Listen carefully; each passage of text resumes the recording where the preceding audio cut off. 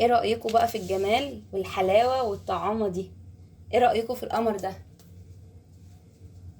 عايزة اقول لكم ان ده احلى قرع عسل ممكن تاكلوه، غير حلاوته، طعامته وفوائده. شايفين الجمال ده؟ طبعا انت بتزينيه زي ما انت عايزة تحطي مكسرات، عايزة تحطي جوز الهند، زي ما انت عايزة. هنستنى طبعا عليه يبرد شوية وبعد كده هنقطعه مع بعض وهوريكم طبقاته عاملة ازاي. شايفين طبقات القرع عاملة ازاي؟ طبقة البشاميل مع طبقة القرع خطيرة، وتقريبا دي قد دي. تعالوا بقى، هو ما بردش قوي بصراحة بس انا عايزة اجربه معاكم. طبعا انت كل ما هتسيبيه يبرد اكتر كل ما طبقة البشاميل هتمسك اكتر وهتطلع الطبقة متماسكة معاكي. يعني بسم الله.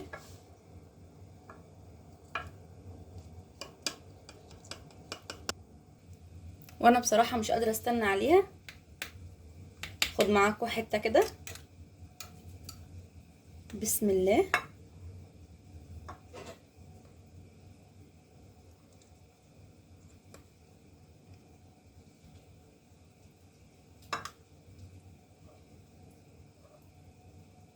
ايه الجمال ده بجد.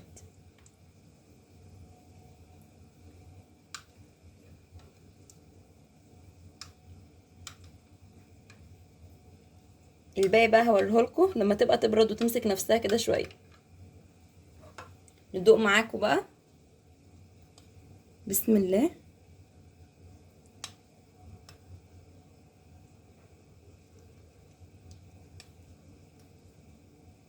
واو الله.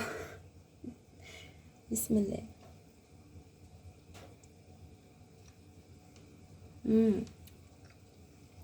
والله العظيم تحفه تحفه تحفه. جربوا كده ومش هتندموا. حلوه قوي. مم. جميله جدا. بصوا البشاميل مع قرع العسل، والله العظيم حاجه كده وهم. جربوا بالطريقه اللي انا عملتها بيها دي وادعوا لي دعوه حلوه في الكومنتات. اللهم صل وسلم وبارك عليك يا رسول الله. ازيكم عاملين ايه؟ وحشتوني جدا جدا جدا. يا رب تكونوا بألف خير وصحة وسلامة.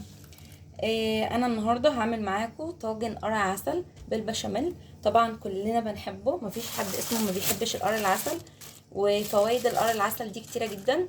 فانا النهارده هعمله معاكم بطريقه حلوه. ده القرع العسل اللي انا كنت مفرزاه، انا مفرزتهوش معاكم، بس انا كنت جايبه واحده كبيره وقطعتها كده الاكياس زي ما انتم شايفين، الكيس حوالي نص كيلو، وحطيتها في الفريزر. فطلعته في التلاجة. نزل الميه دي، نزل ميته كده بالطريقه دي، نزل ميه كتير جدا وطرى معانا بالشكل ده. عندنا كل كيلو بعد ما بنجيب القرع العسل ونقشرها ونقطعها كده، كل كيلو من المتقطع ده بياخد نص كوبايه سكر. فانا دلوقتي هحط بوله قدامكم واشوف هنحط سكر قد ايه. جبت هنا حله وهبدا ان انا افضي فيها كيس كيس. هو مش هياخد كتير معايا على النار لانه هو اصلا نزل الميه اللي فيه. بسم الله.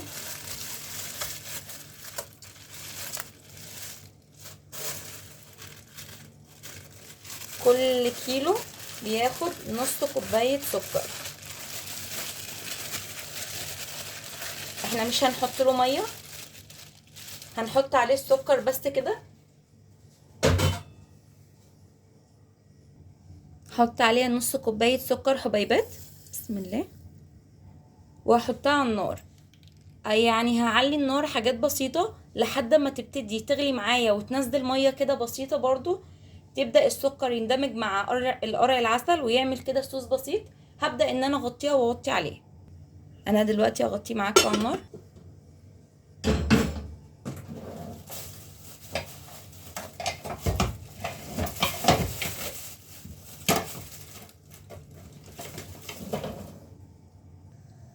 انا دلوقتي حطيتها على نار فوق المتوسطة بشوية، والسكر دلوقتي هيدوب وهيبتدي يعمل صوص. بعد كده هوطي عليه.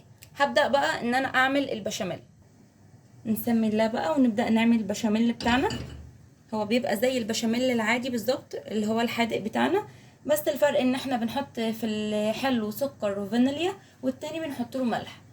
يلا نسمي الله. معانا 4 معالق من السمنه او من الزبده، او ممكن تحطي زيت على سمنه،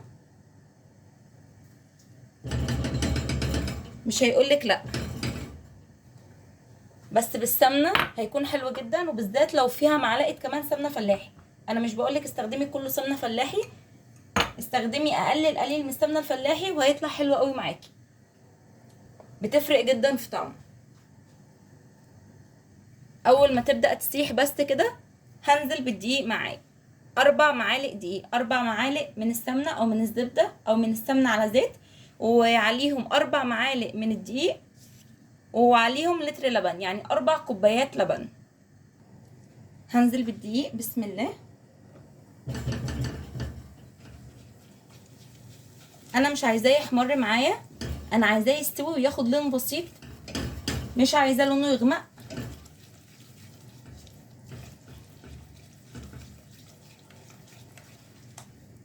مش عارفه انتوا شايفين كويس؟ بسم الله. هحاول اقربها لكم كمان.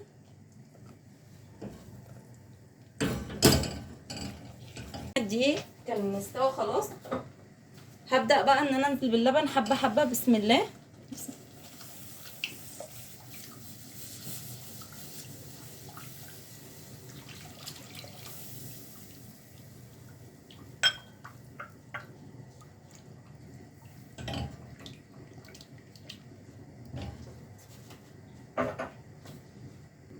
تاني كوبايه. بسم الله.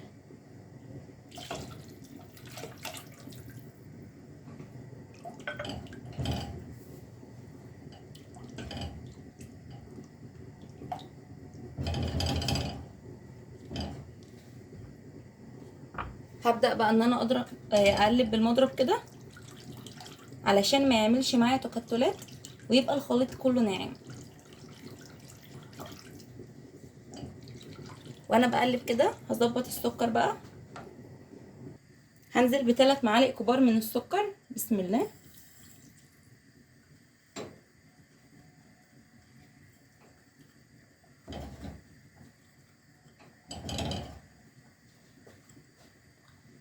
وقبل ما اطفي هنزل بالفانيليا، هفضل ايدي فيه علشان يتقل معايا ويبقى حلو، وعلشان ما يتحرقش معايا من تحت. شايفين هنا قرع العسل نزل كمية مية قد ايه، مع اني ما حطيتلوش مية اصلا. شايفين المية هنا؟ انا كده كده مغطياه وهغطي عليه برضو تاني وهوطي.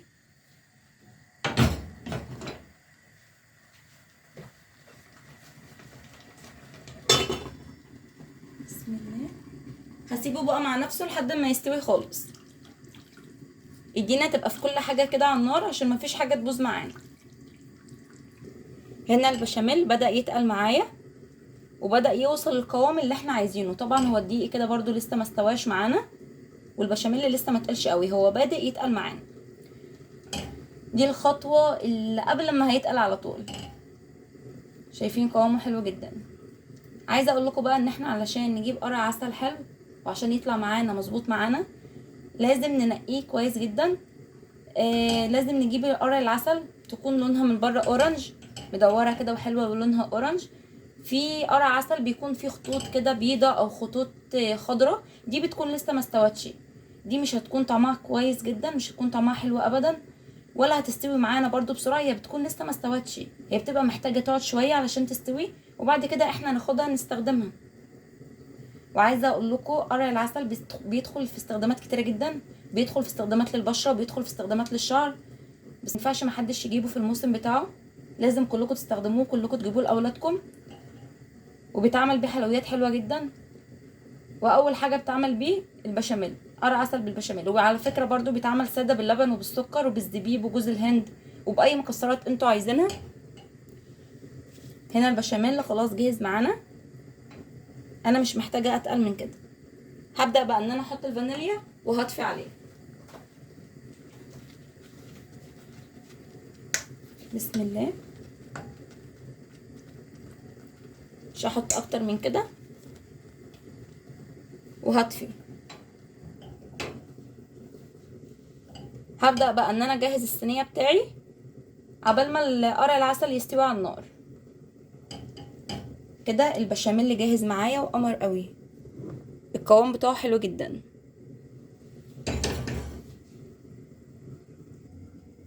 معانا بقى هنا هعملها في طاجن بايركس، وهدهنه بالسمنة او بالزبدة على حسب ما انتوا عايزين برضو، بس بلاش زبدة في دهن الطاجن، انا مش بفضلها علشان ما تحرقش معانا او لا قدر الله يحصل حاجة يعني، فالسمنة بتكون افضل، والزيت علشان ما ينشفهاش، فانا بفضل احسن حاجة ان انا استخدم الزبدة. يلا بسم الله.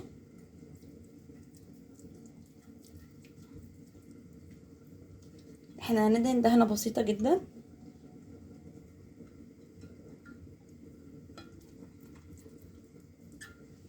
حاول نغلف الطاجن كله بالسمنة.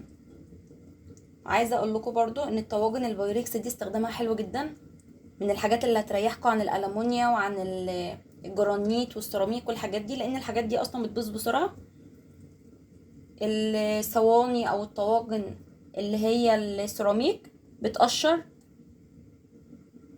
البورسلين بيفرقع طبعا لو استخدمتيه غلط، انما لو جبتيله القواعد بتاعه وحافظتي عليه، ما تطلعهوش من الفرن على طول على مثلا البوتاجاز والبوتاجاز ساقع، او حطيه على الرخامه والرخامه ساقعه، او تحطيه على الحوض والحوض فيه ميه، ما ينفعش يجي عليه ميه وهو سخن علشان هيفرقع معاكي.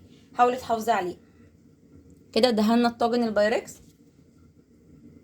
وكده القرع العسل بتاعنا جاهز معانا. ايه رايكم في الجمال ده؟ بسم الله.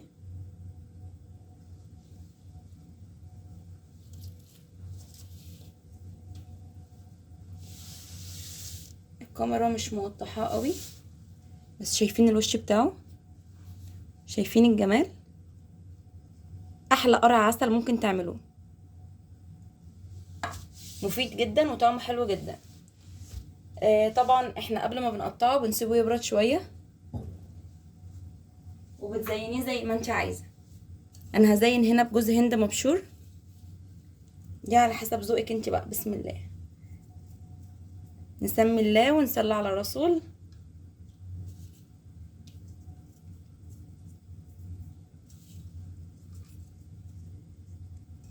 اللي عندها اطفال طبعا مش هتعرف تاكل جوز الهند المبشور ده الا لو هما بيحبوه، قليل قوي اللي بيحبوا جوز الهند المبشور. ودايما بشوف الناس بتحب اللي هو المفروم ده،